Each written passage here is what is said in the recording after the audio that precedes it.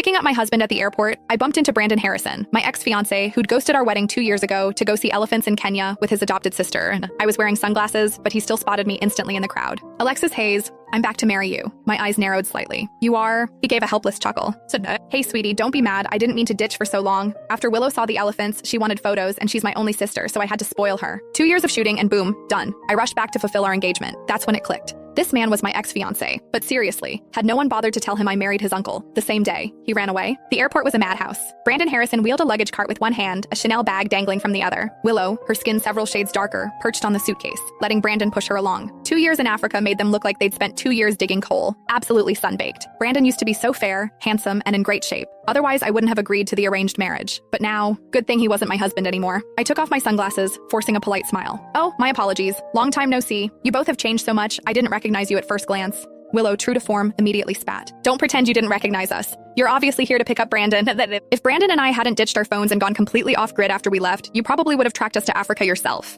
Honestly, I don't know what Brandon sees in you. You're just a pretty face with nothing else going for you. Willow huffed, turning her head away dramatically. Brandon ruffled her hair, a helpless smile playing on his lips, and playfully poked her nose. You can't be so childish after Alexis and I get married.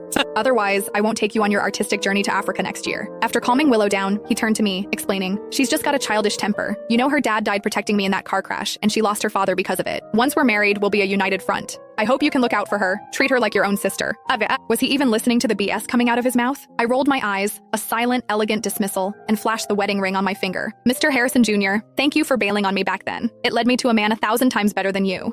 And please don't flatter yourself. I'm here to pick up my husband today. Brandon froze. Then he narrowed his eyes at me for a long moment before raising an eyebrow and smiling. Alexis Hayes, do you take me for a fool? The Harrison-Hayes merger was the talk of New York 2 years ago. Every socialite and dignitary was there. Everyone knows you're my fiancé, Alexis. Okay, it was wrong of me to run away and embarrass you, but your reputation is trashed. Who else would possibly want you after this? So that's why he dared to run. He was convinced I'd be a discarded woman, that no one else would have me. He truly overestimated himself and underestimated me. To clean up his mess, Grandpa had to make some serious sacrifices, not just financially with company shares, but also by involving his own son, Devin. To soothe the Hayes family's fury, Grandpa had personally offered to transfer the shares originally meant for Brandon to me. Looks like Brandon had no idea. Of course, spending 2 years off-grid for Willow, not even making a single call home, he wouldn't know any of this. Still, I hope he can keep that smile on his face when he returns to the Harrison family estate tonight. Brandon initially refused the arranged marriage, saying he'd rather die than yield. But then he saw me, fell instantly in love, and declared he'd marry no one else. He shamelessly pursued me for over half a year. Seeing that he kept himself out of trouble and wasn't a playboy, I finally agreed. But before long, Brandon had Willow by his side, an adopted sister he spoiled like a princess. On our wedding day, he got a call from her. Brandon, remember what you promised? To take me to Africa to see the elephants.